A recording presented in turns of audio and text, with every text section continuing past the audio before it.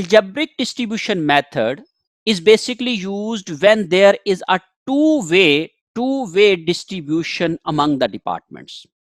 हम ये कहते हैं जी सर्विसेज डिपार्टमेंट जो है वो एक दूसरे को सर्विसेज दे रहे हैं, तो जब हम लोग एक सर्विसेज डिपार्टमेंट की एलोकेशन करते हैं तो वो जीरो हो जाती है और दूसरे एलोकेशन में दूसरे डिपार्टमेंट्स को चली जाती है। जब हम दूसरे डिपार्टमेंट की एलोकेशन करते हैं तो पहले डिपार्टमेंट को जो भी चूंकि कॉस्ट लग जाती है तो इस वजह से फिर उसमें कॉस्ट जो है वो अराइज हो जाती है। तो इस तरीके से जब हम लोग रिवर्स बैक भी एलोकेशन करते हैं, इस मेथड में हम लोग स्टेप अप एलोकेशन नहीं करते हैं, लेकिन यहां पे हम लोग टू वे एलोकेशन करते हैं।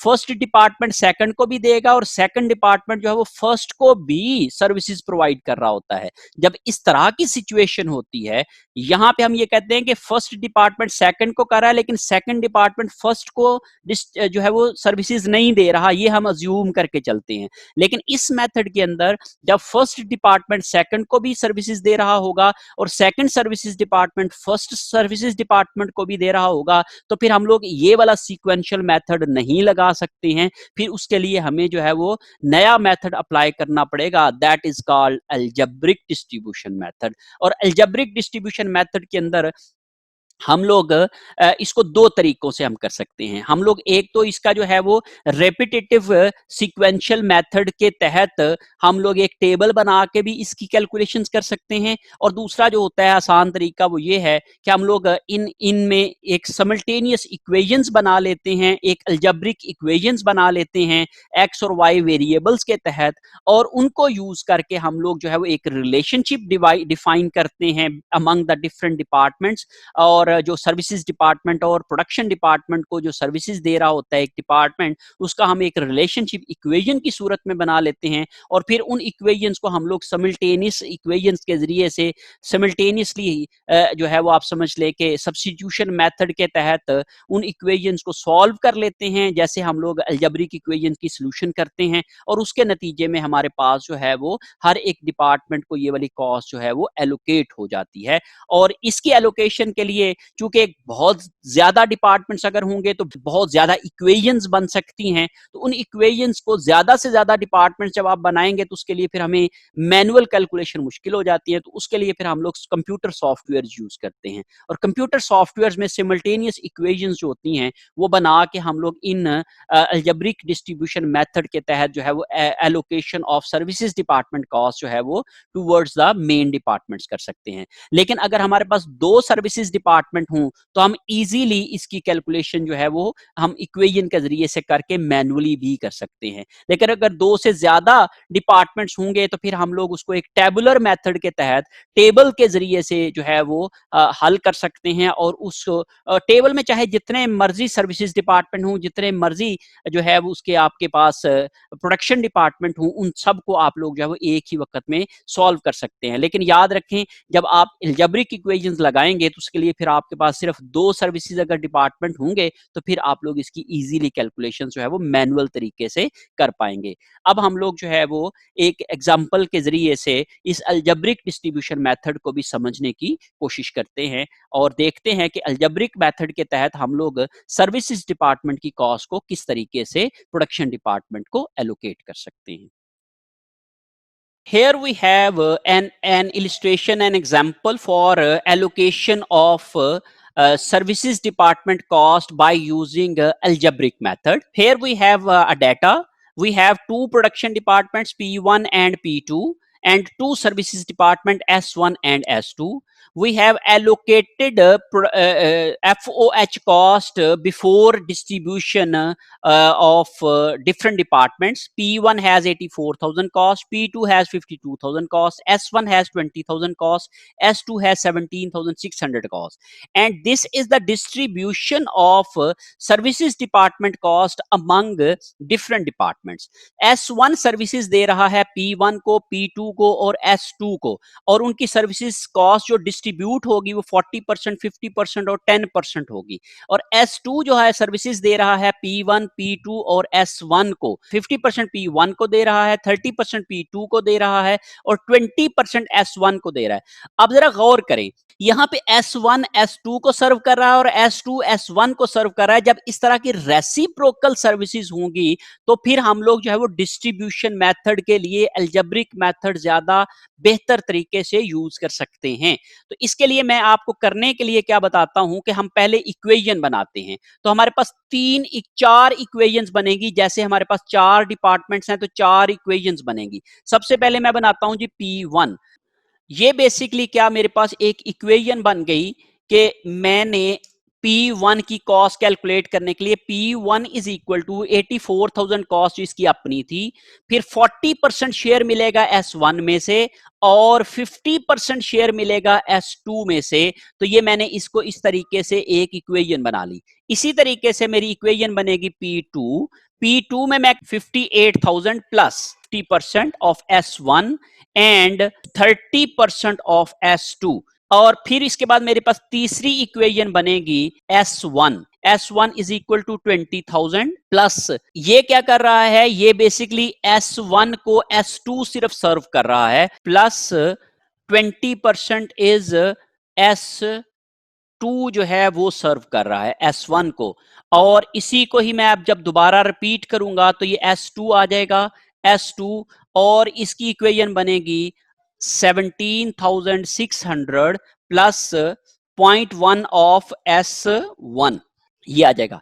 सबसे पहला स्टेप मुझे जो करना होता है, इस डेटा को यूज करके मैं इन 4 इक्वेशंस को बना लूंगा। ये मेरे पास 4 इक्वेशंस बन गई, डिपार्टमेंट 1, डिपार्टमेंट 2 और 2 सर्विसेज डिपार्टमेंट की। अब इस तरीके से मैंने कर लिया। अब मेरे पास ये वाली जो इक्वेशन है S1 और S2, इन दोनों को लेके इनमें से किसी एक में से वैल्यू जो है वो मैं इसकी दूसरी इक्वेशन में पुट कर दूंगा।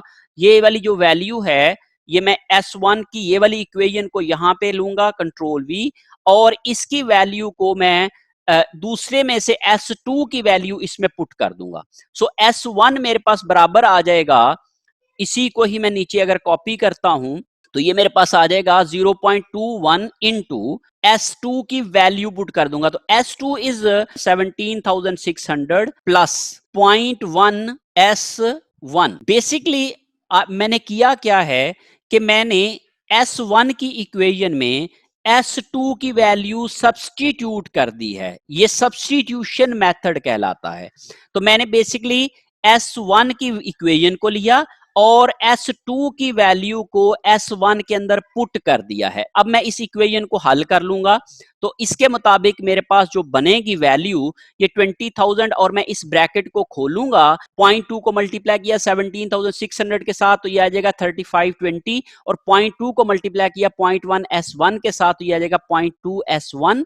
और इसको मैंने क्या किया, S1 वाली एक साइड पे ले गया, तो यहां पे है जी S1 minus 0.02 S1 is equal to, ये वाले जो रेड मैंने किए हैं इन दोनों को मैंने प्लस किया तो ये मेरे पास आ गया 23,520। अब इन दोनों को मैंने माइनस करना है, 1 टोटल है, ये 1 S1 है।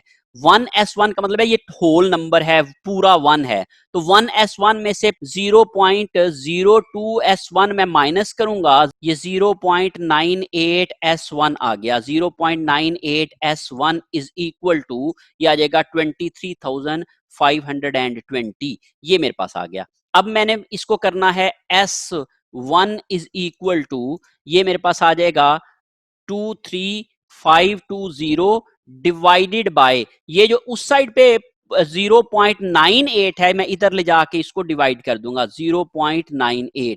इस तरीके से जब मैंने इसको सॉल्व किया तो ये मेरे पास 24,000 आ गया। सो S1 इज इक्वल टू 24,000। अब ये आ गया। अब मैं S2 में S1 की वैल्यू पुट कर लूंगा ये वाली इक्वेशन के अंदर।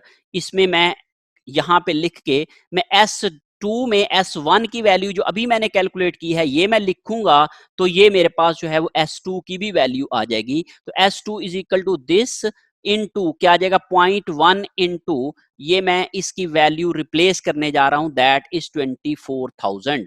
ये मैंने वैल्यू इसकी सब्स्टिट्यूट कर दी, इन दोनों को मैंने सॉल्व किया इस ब्रैकेट को, तो दैट इज 2400। 2400 ये बेसिकली मैंने किया क्या है, मैंने इन दोनों को आपस में मल्टीप्लाई कर दिया है, तो मेरे पास ये वाली 2400 की फिगर आ गई है। इन दोनों को मैंने प्लस कर लिया तो दैट इज 20,000।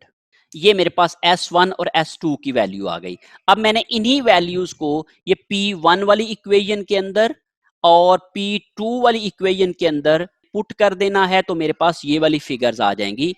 S1 की वैल्यू यहां पे मैं लिख दूंगा, S1 की वैल्यू मैंने निकाली है 24,000, ये मैंने लिख दिया। फिर उसके बाद S0.5 S2 की वैल्यू लिख दूंगा, ये मेरे पास जो है यहाँ पे मैंने वैल्यू कैलकुलेट की है दैट इज 20,000। S2 की वैल्यू 20,000 ये मैंने कैलकुलेट किया है, तो ये मैंने इस तरीके से लिख दिया इसको।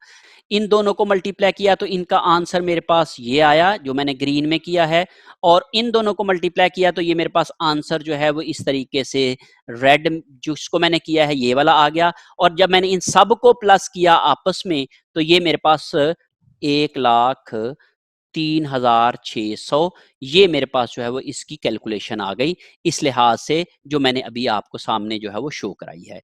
सेम प्रोसीजर जो है वो मैं इसके लिए अडॉप्ट करूंगा और इसी में भी उसी तरीके से ये मैं वैल्यूज जो है वो पुट कर दूंगा। जैसे मैंने S1 की जगह पे 24,000 जो है वो 24,000 रिप्लेस कर दिया और S2 की जगह के ऊपर मैंने इसको जो है वो 20,000 को रिप्लेस कर दिया, दोनों को मल्टीप्लाई किया तो ये 12,000 आ गया, और प्लस जब मैंने इसको मल्टीप्लाई किया आपस में 6,000 आ गया। जब मैंने इन सब को आपस में प्लस किया तो ये आ जाएगा जी 76,000। So that is 76,000 is my answer. तो मैंने बेसिकली क्या किया है, एक एल्जेब्रिक इक्वेशंस को इक्वेशंस को यूज करके इनकी एलोकेशन जो है वो इसमें डिस्ट्रीब्यूट कर दी है इन दोनों डिपार्टमेंट्स के अंदर।